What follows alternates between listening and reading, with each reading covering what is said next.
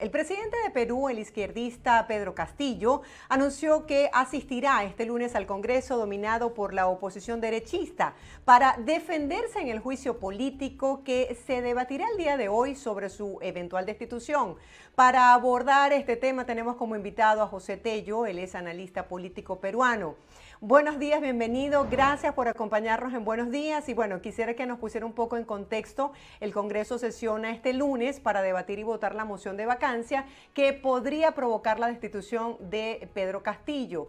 De acuerdo a los antecedentes que ya existen en este sentido, ¿usted cree que logrará la oposición el propósito de destituir al presidente?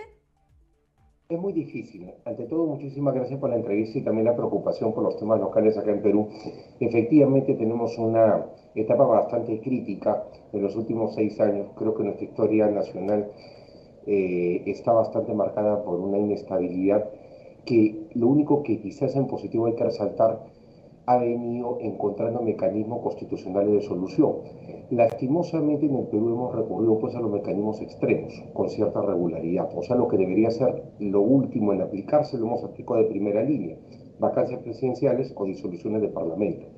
En ese sentido, ahora estamos ante un pedido de vacancia presidencial, el cual tiene que afrontar Pedro Castillo, y considero que no va a prosperar por el hecho de que no existiría la capacidad de completar los 87 votos que se requieren para vacar al presidente. 87 votos que significan 2/3 del total de congresistas de la República hábiles. Es decir, de 130 parlamentarios, 87. Sí, esta es la segunda vez que el mandatario izquierdista enfrentará un segundo juicio político en tan solo 8 meses de gobierno. ¿Cuáles son las críticas? ¿Por qué ha sido tan controversial la gestión del presidente Castillo? Dos problemas, básicamente. El primero, la falta de consistencia técnica. Es bastante notorio de que no es convocante de cuadros técnicos que pudiesen tener una buena gestión gubernamental y eso se advierte porque, de hecho, pues que en los diferentes ministerios tenemos personas que no están en capacidad de poder gobernar. Es un problema serio porque tenemos que entender el gobierno desde dos perspectivas. A un ministro de Estado, por ejemplo, se le pide un conocimiento técnico y un gran expertise político. No tenemos cuadros que en promedio reúnan esas cualidades.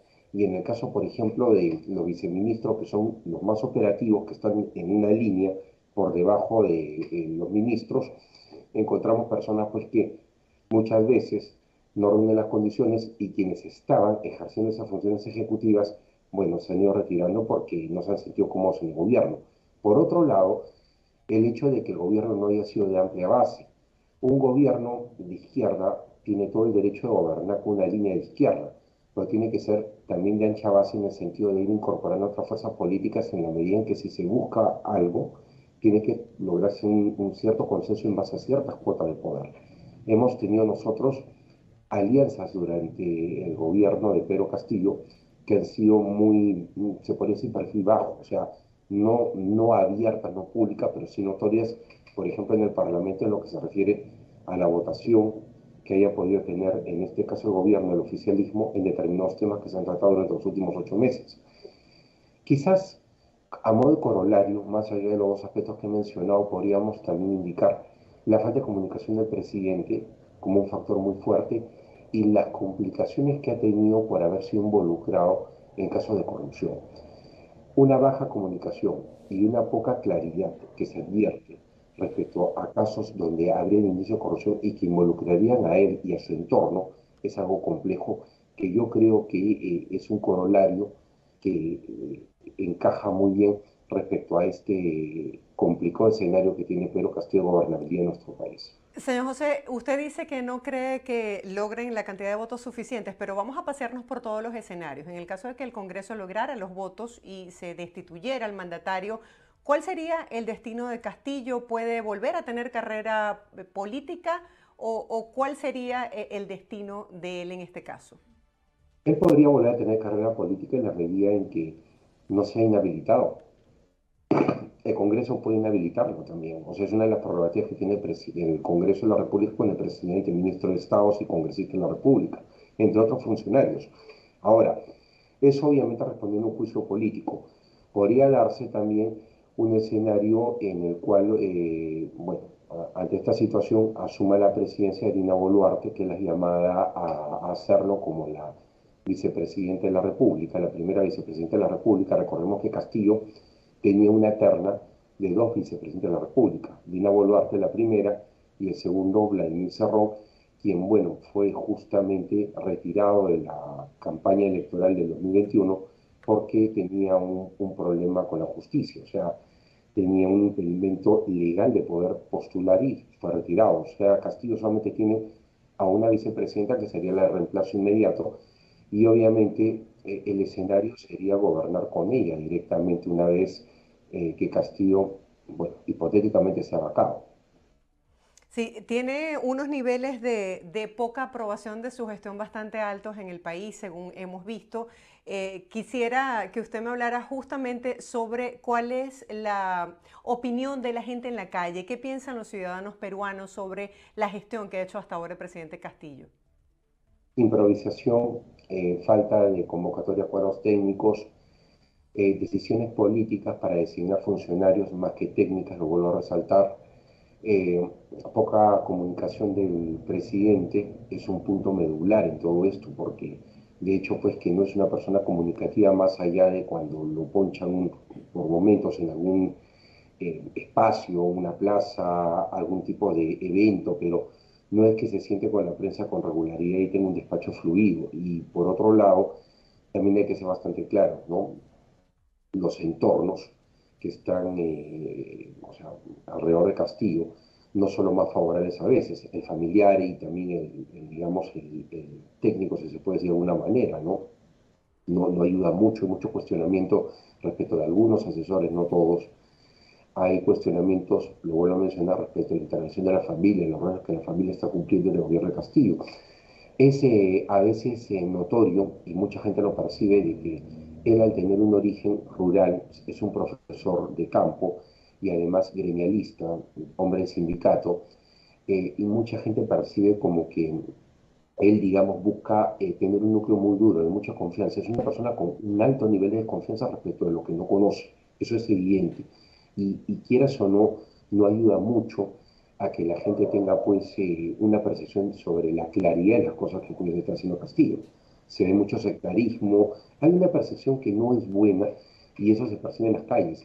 Y hay aparte una narrativa por parte de los grupos que apoyan a Castillo, básicamente Izquierda y sobre todo el Perú Libre, que es una narrativa también muy polarizante, si se quiere emplear el término, porque lo que busca es como distinguir entre los que están con Castillo son el pueblo, los que no están contra Castillo son la derecha que pretende sacarlo, desconocer los resultados de las urnas en las elecciones del año pasado, el 2021, que colocaron a Castillo en la presidencia de la República. O sea, hay una narrativa de conflictividad que es muy típica pues, de ese discurso marxista de tesis, antitesis y síntesis, ¿no? O sea, como que nos lleva siempre al conflicto y no ayuda porque en un país como el Perú, que sí tiene niveles de polarización altos, y se advierte claramente cuando, por ejemplo, hay elecciones generales, tenemos el antifujimorismo, por ejemplo, que es un elemento polarizante, ¿no?